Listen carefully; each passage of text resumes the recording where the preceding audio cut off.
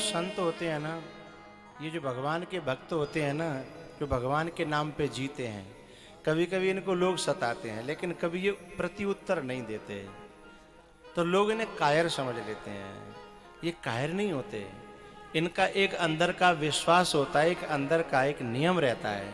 आप पूछो तो बताऊं, बोलो। जब प्रहलाद जी किसी का कोई प्रत्युत्तर नहीं देते थे, फिर भी उनके जीवन में सफलता आती चली जा रही थी, तो किसी ने कहा कि क्यों, तुम्हें कम से कम अपने हक के लिए लड़ना चाहिए, तुम उनकी वारिस हो, औलाद हो, तुम भी अपना हक के लिए लड़ो। जब वो लड़ रहे हैं तो तुम भी लड़ो, तुम क्यों पीछे हट रहे हो? तुम्हारे साथ भगवान की शक्ति है, क्या तुम इंसाफ नहीं चाहते हो? हैं? तो प्रहलाद जी ने बड़ी प्यारी बात कही।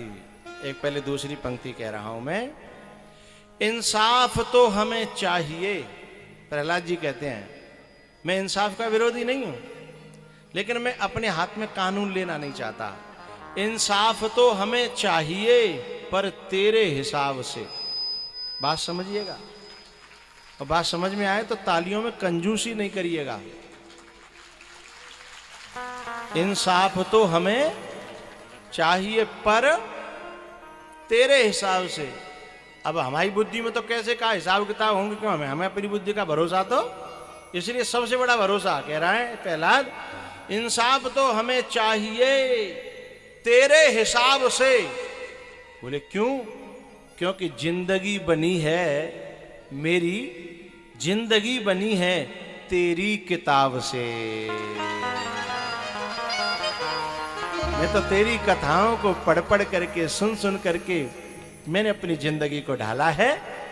इंसाफ तो मुझे चाहिए, पर तेरे हिसाब से, क्योंकि जिंदगी बनी है मेरी तेरी किताब से। कानून तेरा प्यारे, क्यों अपने हाथ लूं? कानून तेरा प्यारे, क्यों अपने हाथ लूं? पहचान मेरी दुनिया में है तेरे लिबास से। है? मुझे दुनिया में लोग तेरा भक्त मानते हैं, तो फिर मुझे कुछ करने की क्या? क्यों घबराऊं मैं?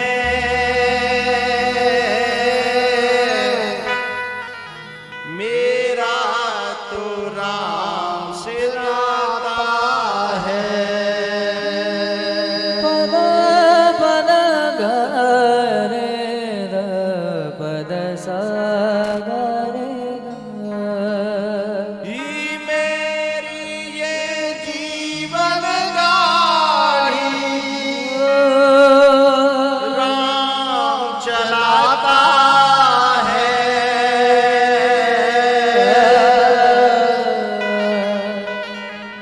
क्यों घबरा